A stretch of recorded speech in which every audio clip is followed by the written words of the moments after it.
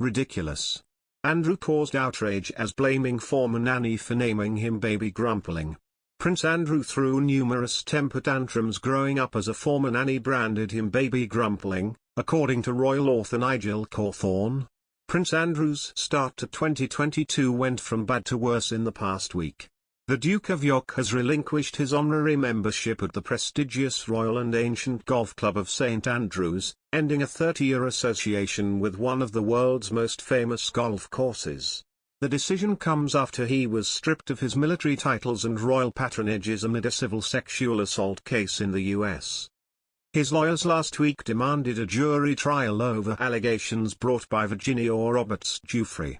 The Duke vehemently denies any wrongdoing. This latest decision comes as a further blow for Andrew as it marks a further withdrawal from public life in a week where a series of claims about his treatment of royal staff have come to light. Investigative journalist Nigel Cawthorne wrote in the Daily Mail 2 years ago that Andrew had been radically different from his siblings from an early age, and earned a series of nicknames from royal staff in the process. He wrote, "From the beginning, palace staff found him a handful. His nanny, Mabel Anderson, called him baby Grumpling, because of his temper tantrums and obstinacy. And Andrew's alternative nickname was that young imp as he was always getting up to mischief, such as removing all the valves from Mabel's radio or tying the sentry's shoelaces."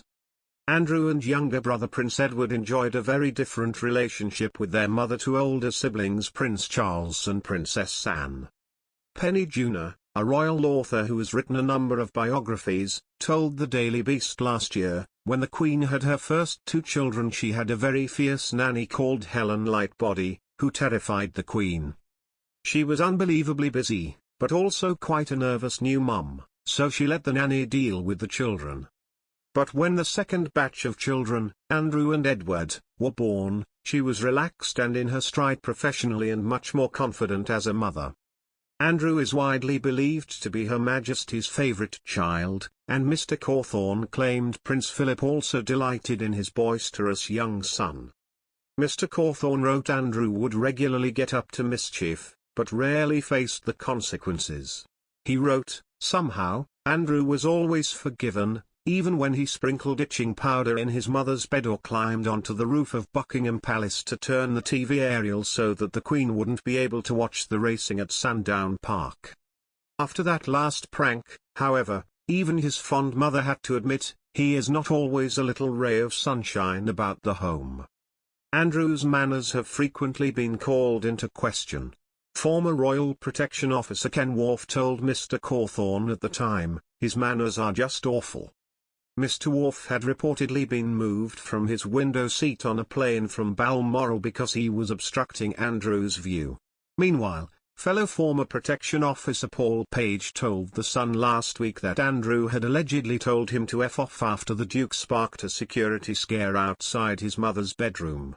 Prince Harry and Meghan Markle have come under fire and even got branded grifters for tempting a fight with Spotify, despite being dependent on the earnings they provide. Fox News talk show host Tucker Carlson issued this branding in a new episode of his talk show.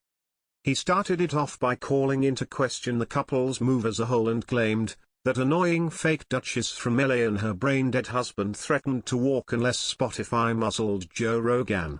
But they're not going anywhere. These 2 grifters have a $25 million deal with Spotify for essentially no work. So far, we believe they have produced just over 30 minutes of content.